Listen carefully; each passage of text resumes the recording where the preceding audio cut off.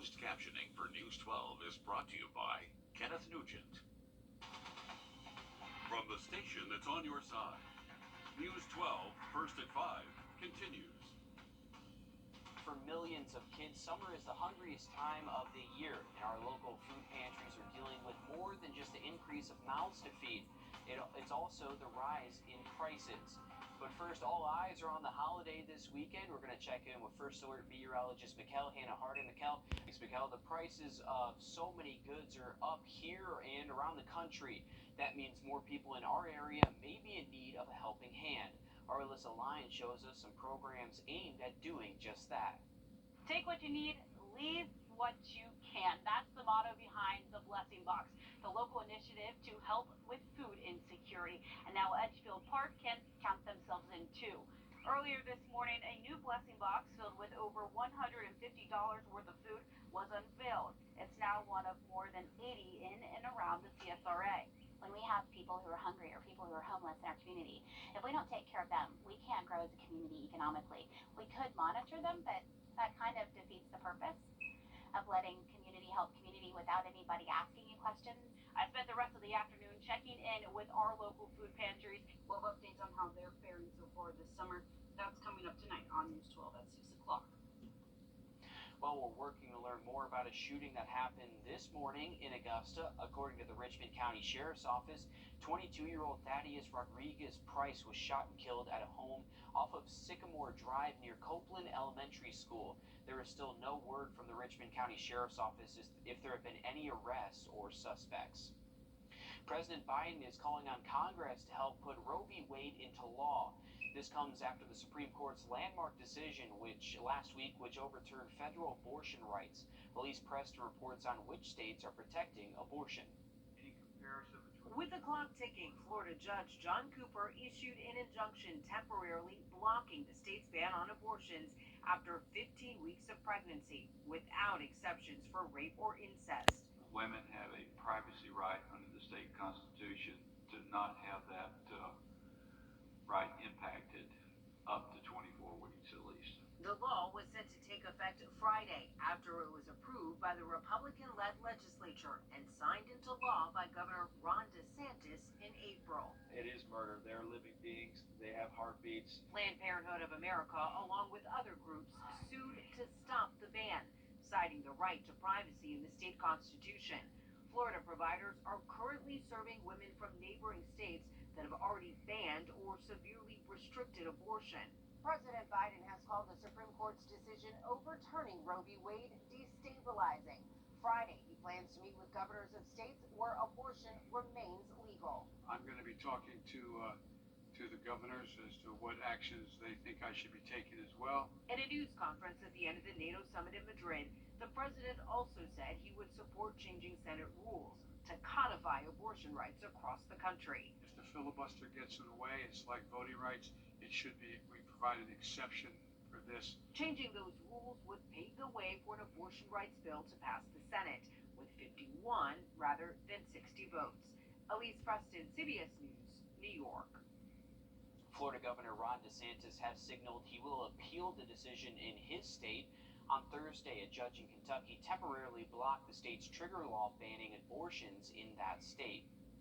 Earlier today, Ketanji Brown Jackson took her oath of office as the 116th Supreme Court Justice, becoming the first black woman to serve on the highest court in the land. This comes after Justice Stephen Breyer told President Biden he would officially retire today. The Senate confirmed Jackson back in April. Her addition does not change the ideological balance of the court. Jackson served 8 years as a federal trial court judge. We have an update on last week's FBI raid at a local church and one near Savannah. The FBI also searched the Assembly of Prayer Church in Killeen, Texas, but officials did not confirm if it was related to the Georgia churches. These searches are just the beginning. FBI representatives confirmed at least 4 other church searches across the country, the 2 latest being in Tacoma, Washington, and Fayetteville, North Carolina. The FBI would not confirm if these searches are connected to the churches in Georgia, but documents show they are all under the umbrella of House of Prayer Christian Churches of America.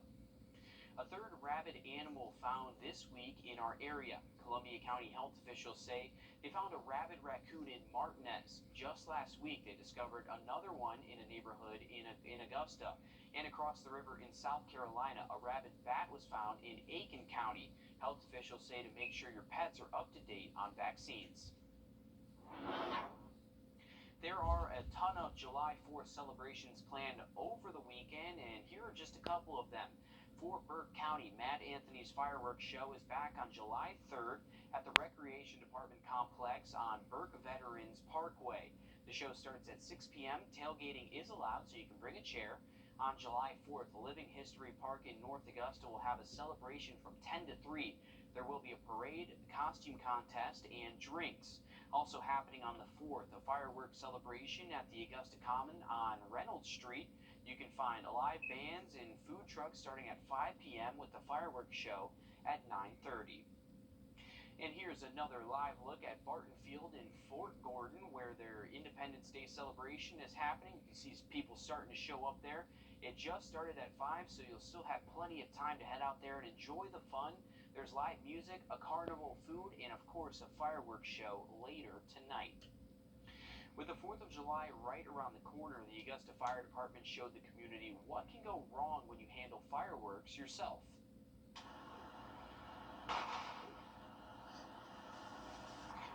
Well, one demonstration shows a firefighter lighting the hand of a dummy to show how close contact with the explosives can cause severe burns. As you can see, the dummy's hands are burned and there's stuffing coming out of them. The fire department says they've responded to 26 firework-related calls over the past 2 summers. We really recommend that people not shoot fireworks at their home and actually go out to those professional shows, such as the one the city is putting on. Leave it to those professionals to shoot the fireworks, enjoy the show, and then be able to go home. Yeah. One of their safety tips is if you shoot fireworks from home and the fuse doesn't ignite, put water on the fuse and throw it out. He says there's most likely a reason it didn't launch in the first place. The city of Augusta is about to open a new splash pad that kids can use to stay cool this summer. The new splash pad will be at the McBean Community Center, and a grand opening is planned for tomorrow morning at 11. The splash pad offers fun activities for the kids to play in, as well as structures to provide shade. It'll be open to the public all week long from noon to 6 o'clock. Construction on I-20 continues. We're getting an inside look at the project involving the Savannah River bridges and when we could see it finished. Coming up, Mikkel? We are continuing to check those scattered shower and storm chances through about 9-10 p.m. tonight, and then drying out overnight to tomorrow before more rainfall does approach us for tomorrow afternoon. The forecast coming up next. Looking drier as well, and we do keep those temperatures in the low 90s each day next week. Thanks, Mikkel. Construction is continuing at the state line in the I-20 Savannah River Bridge project, and tonight they're putting in new beams for the Canal Bridge. Our Will Volk went to see how construction is going and when we could see it finished. Here comes the concrete. This is very exciting to see progress coming. Assistant Project Manager Adam Steele is watching that progress. Crews are getting the new westbound side ready using a robotic machine to pave the road. It'll come over the concrete, vibrate it out, and then you have a finishing crew behind them. Their job is to make sure all your edges are in. They go ahead and smooth the concrete out. So to give you an idea what they're doing, I'm standing on the old road right now. This is the new road, and you can see it's close to a foot taller. We want to try to make the smoothest roadway possible, less hills to travel. Project Manager Daniel Monroe says the new bridge will be taller than the old one for safety. Crews have spent months getting the old road ready for paving. He says there have been challenges along the way, but he's happy to see progress. The same constraints everybody else is facing, trucking, labor, supply chain issues. I mean, it takes a little longer than we'd anticipate, being able to get it together, but like any job, just keep driving forward. As they keep moving forward, Monroe says it won't be long before cars are driving on this. In the construction zone, Will Volk, on your side. And Monroe believes they'll have cars on the new westbound road in mid-August and the new bridge by October. He says the project should be finished about a year out from now. Well, if you have a smartphone, you're probably received a scam text called smishing. What is it? Coming up with how to spot one of these scams and why they often work on What the Tech. The Line 99. Police in Ukraine say they busted a cyber criminal gang accused of stealing more than $3 million using the tactic known as smishing. The cyber criminals allegedly set up more than 400 fake websites to trick people into giving away their credit card information. Our consumer tech reporter Jamie Tucker explains why smishing scams are easy to fall for, even for savvy computer users. Yeah, cybersecurity experts say that smishing attacks more than doubled in 2021. It is a scam where the bad guys try to trick you into sharing personal information, and it's carried out over text messages. Here's an example. You may have received a text message similar to this one, congratulating you on winning a gift certificate. All you have to do is click this link. Or you've got a package in the mail that can't be delivered because it has a high value, and they're going to return it to the warehouse unless you click a link. Just believable enough to entice someone to click or tap the link. On Twitter, users are sharing photos of smishing text seemingly sent by AT&T promising a special gift. I clicked on this one just to show you what happens. I'm taken to a website asking me to sign into my Microsoft Outlook account. I would be giving that information to a scammer. And a smishing text from a scammer pretending to be your bank or credit card company will ask you to confirm your account information. And if you do, you're handing the keys to your money and your credit cards directly to the scammers. So why is the smishing scam on the rise now? Robocall blocking software and apps cannot block smishing texts. So if you receive a text message from a company offering a deal too good to be true, or that there's a problem with a delivery, just delete it. If you suspect it could be real, contact that company through its website. That's What the Tech. I'm Jamie Tucker.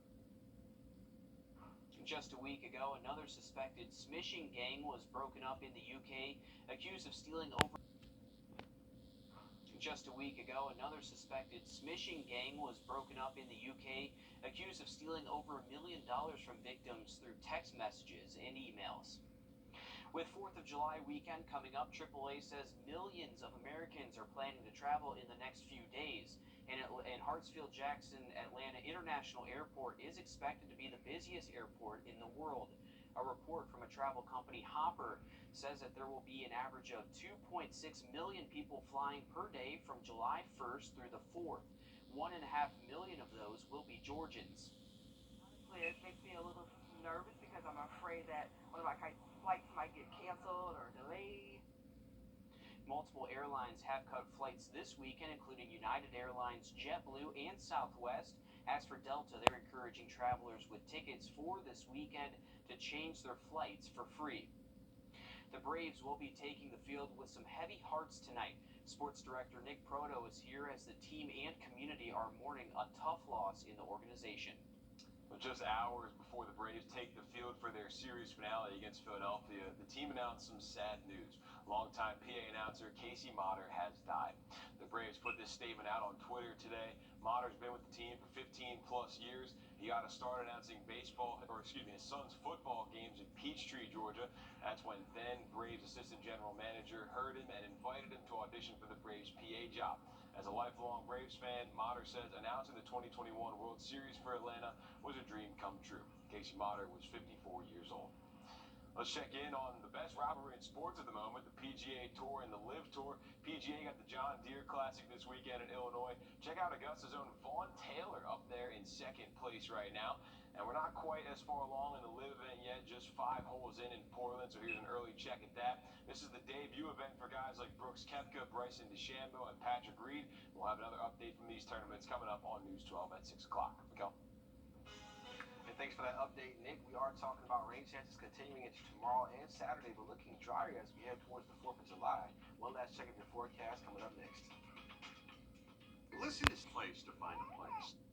In Stockholm, a new generation of electric boats is making waves. A Swedish startup says their new battery-powered boats can cut emissions while getting you there faster. The founder says he took inspiration from Tesla. Since its launch in August, Candela has sold more than 100 of its fully electric, zero carbon hydrofoil boat. So it's a mouthful. And I was told that the fins in the water there, those are the hydrofoils. So it just kind of looks like it's gliding over the water there. But like we said in the last half hour, you know, I want to see this thing go over some waves and see how well it holds up then. I just wonder how it works. Water is a good conductor of electricity, so I don't know if that helps it. I mean, it's just gliding, like you said. So That water is also very smooth, like you said. Yeah, and you're telling me that I don't want to go in that boat now because scientifically it doesn't make sense. That's a good point. I mean, that's just facts. Water Yeah. is a good conductor of electricity. Technology's come a long way. Yes, Cool. to say the least. Well, as far as radar goes across east, for this evening, we'll find temperatures hovering near 70 as we wake up for tomorrow. Those rain chances will continue through about 10 p.m. tonight. So if you have any evening plans, not a bad idea to keep that umbrella nearby. Reactions are continuing to happen after Roe v. Wade was overturned last week. We take a look at how foster carers are reacting to the decision coming up next on News 12 at 6 o'clock.